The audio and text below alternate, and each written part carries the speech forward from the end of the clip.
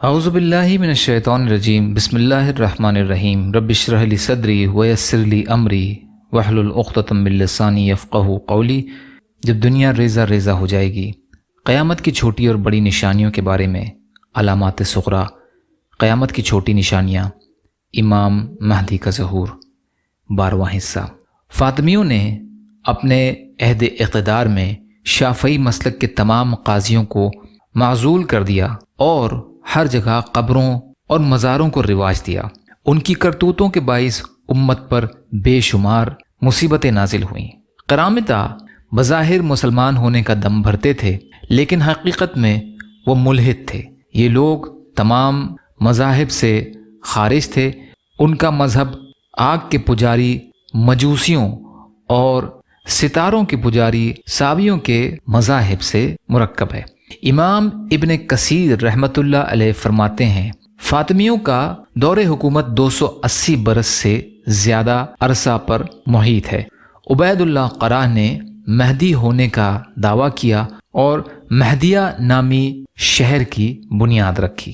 7واں، جن لوگوں نے مہدی ہونے کا دعویٰ کیا ان میں محمد بن عبداللہ بربری بھی ہے، جو ابن تومرت کے نام سے معروف ہے۔ یہ شخص سن 514 ہجری میں ظاہر ہوا اور اس نے دعویٰ کیا کہ وہ حضرت علی بن ابی طالب رضی اللہ تعالی عنہ کی نسل سے ہے۔ اس نے اپنا نسب حسن بن علی رضی اللہ تعالی عنہ کے ساتھ جوڑ لیا۔ اس آدمی نے ظلم کے ذریعے حکومت بھی حاصل کر لی۔ یہ بہت ہیلے باز اور دھوکے باز انسان تھا، جو لوگوں کو ہیلے بازیوں کے ساتھ دھوکہ دیتا اور ان کے سامنے اظہار کرتا کہ اس کی بہت سی کرامات ہیں۔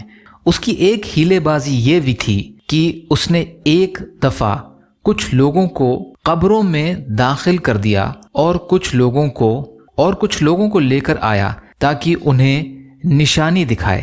اس نے آواز دی کہ اے قبر والوں، میری بات کا جواب دو۔ انہوں نے کہا، آپ مہدی ہیں، معصوم الخطا ہیں، اور آپ کی فلاں خوبی ہے، آپ کی فلاں خوبی ہے۔ پھر اسے اندیشہ ہوا کہ کہیں اس کے فراڈ کا راز فاش نہ ہو جائے، اس لیے اس نے قبروں میں لیٹے ہوئے لوگوں پر قبریں دھسا دیں اور وہ مر گئے۔ 8واں، مہدی ہونے کا دعویٰ کرنے والوں میں ایک شخص محمد احمد بن عبداللہ سوڈانی متوفی 1302 ہجری میں موافق 1885 عیسوی بھی ہے۔ یہ ایک صوفی تھا جس نے سوڈان پر غلبہ حاصل کر لیا۔ وہ زہد اور عبادت میں مشہور ہوا اور اس نے 38 برس کی عمر میں مہدی ہونے کا دعویٰ کیا۔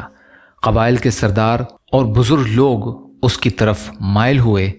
اس کا عقیدہ تھا کہ جو شخص اس کی مہدیت کا انکار کرے گا وہ اللہ اور رسول کے ساتھ کفر کا مرتکب ہوگا۔ وہ اس طرح کے اور بھی بیکار دعوے کیا کرتا تھا۔ اگرچہ انگریز عیسائیوں کے خلاف جنگوں میں اس کے کچھ کارنامے بھی ہیں، تاہم امر واقع یہ ہے کہ وہ احادیث میں مذکور مہدی موعود نہیں تھا، بلکہ وہ بھی مہدیت کے دوسرے دعوے داروں کی مانند ایک جھوٹا دعوے دار تھا۔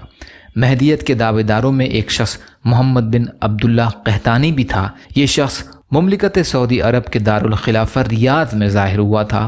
بیان کیا جاتا ہے کہ اس نے ایک روز خواب میں دیکھا کہ وہ مہدی ہے۔ کچھ لوگوں نے اس کی بیعت کر لی اور اس کے پیروکار بن گئے۔ ان لوگوں نے سن 1400 ہجری جو کہ 1980 عیسوی ہے، مسجد الحرام میں گھس کر اس کے مہدی ہونے کا اعلان کیا اور مسجد میں محصور ہو گئے۔ یہ واقعہ فتنہ حرم کے نام سے مشہور ہے، جو اس کے قتل پر اختتام پذیر ہوا۔ مہدی ہونے کے دعوے داروں میں سے معاملے کے قواعد اور وظائف جب ہم مدین مہدیت کی تردید کرتے ہیں تو اس سے ہمارا مقصد یہ ہرگز نہیں ہوتا کہ ہم امام مہدی کے بارے میں احادیث کا انکار کر رہے ہیں، لیکن احادیث امام مہدی کی تصدیق کرنا اور انہیں نبی کریم صلی اللہ علیہ وسلم کا فرمان تسلیم کرنا اور چیز ہے، اور کسی شخص کے بارے میں یہ فیصلہ کرنا کہ وہ امام مہدی ہے دوسری چیز ہے۔ ان دونوں کے درمیان فرق کیا جانا چاہیے۔ اللہ کے رسول صلی اللہ علیہ وسلم نے امام مہدی کے معاملے کو ہوا میں نہیں چھوڑا، بلکہ آپ نے اس کے لیے بہت واضح علامات اور قواعد بیان فرمائے جن کی روشنی میں ہم اصلی مہدی کو بغیر کسی شک و شبہ کے پہچان سکتے ہیں۔ اس سلسلے کا باقی حصہ انشاءاللہ کل کی ریکارڈنگ میں۔ یا اللہ ہم سب کو کہنے سننے سے زیادہ عمل کی توفیق عطا فرما۔